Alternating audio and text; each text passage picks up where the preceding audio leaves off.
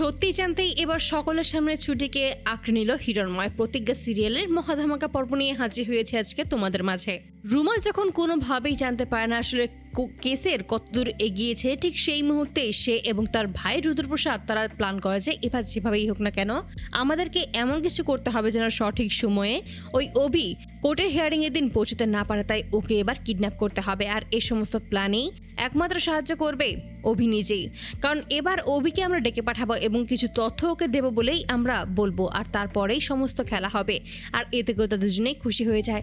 পরের দিন যখন হিয়ারিং এর সময় চলে আসে, যখনই চলে যাবে ঠিক সেই মুহূর্তে একটা টেক্সট আসে, আর ঠিক সেই মুহূর্তে ওই টেক্সটটা দেখে একটু অবাক হয়ে যায়। কেই বা এই দেবদত্ত বাবুর কেসের ব্যাপার জানে, আর কেই বা তাকে জানতে চাইছে, সেই সমস্ত কিছু সে এবার একাই হ্যান্ডেল করবে। ছুটি এমনিতেই খুব ঘাবড়ে আছে, আজকে কি হবে তার ওপর সমস্ত কিছু নির্ভর করছে, কিন্তু এখন কি করবে কিছুই বুঝে উঠতে পারছে না। ঠিক তখনই সিদ্ধান্ত নেয় যে এবার তাহলে এই সমস্ত কাজ ছুটিকে আমার একদম জানানো উচিত হবে না। ও খুব ভয় পেয়ে আছে। ঠিক তখন বলছে আজকে আপনি ইন্দ্রর সাথে চলে যাবেন, আর আমার একটা কাজ রয়েছে, সেই কাজটা শেষ করেই আমি ফিরবো। বারবার করে এই ছুটি বলেছে আপনি আমার সাথেই চলুন, কিন্তু অভি স্পষ্টভাবে না করে দেয়।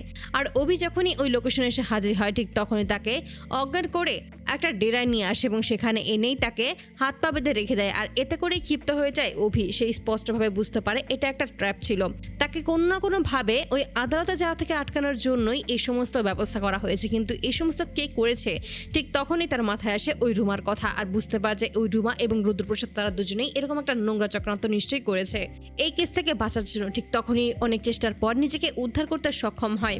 অপরদিকে কোনোভাবেই অভির পাত্তা পাওয়া যায় না। ঠিক তখনই হিরণময় বলছে আমি আগে থেকেই বুঝতে পেরেছিলাম যে এই সমস্ত কাজ অভি কখনো করতে পারবে না, কারণ একটা মিথ্যেকে কোনোদিনও সামনের দিকে এগিয়ে নিয়ে যাওয়া যায় না। আর তার জন্য অভি নিজের জীবনের সমস্ত কিছু বিসর্জন দিয়ে আজকে এখানে আসেনি, তাই আমি অনুরোধ করব যেন এখানেই কেসটা শেষ করে দেওয়া হয়। অপরদিকে অনেক চেষ্টার পরে সেখান থেকেই অনেকগুলো তথ্য সংগ্রহ করতে সক্ষম হয় অভি, এবং সেখান থেকে জানতে পারে যে আসলে এই সমস্ত কিছু করেছিল ওই রুমা কাঞ্জিলাল এবং রুদ্রপ্রসাদ কাঞ্জিলাল। আর ছুটি যে পড়ি এই সমস্ত তথ্য জানতে পারে, আর সমস্ত তথ্য নিয়ে যখনই সে বাইরের দিকে বেরিয়ে আসতে নেয়, ঠিক তখনই কিছু গুন্ডা তার উপর অ্যাটাক করে।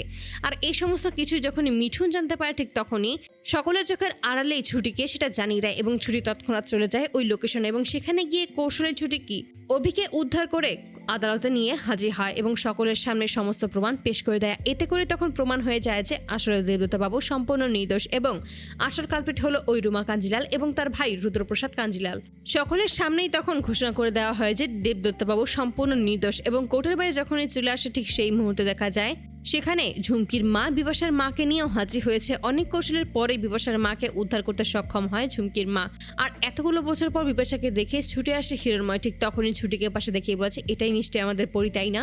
ও অনেক বড় হয়ে গেছে, একদম ওকে সেই ছোট্টবেলা পরীর মতোই লাগছে। এতে করে হিরণময় বলছে এ আমাদের পরি নয়, ঝুমকি হলো আমাদের পরি। কিন্তু কোনোভাবেই মেনে নিতে পারে না ঝুমকির মা। ঠিক তখনই সমস্ত সত্যি কথা জানিয়ে দেয়। আর দেবদত্ত বাবু তখন সত্যিটা প্রকাশ করে, আসলে যে ছুটি হলো পরি সেটা এবার সকলের সামনেই প্রমাণ হয়ে যায়। তখনই অভি সমস্ত প্রমাণ তুলে ধরে হিরণময়ের হাতে, আর এতে করে হিরণময় খুব চমকে যায়।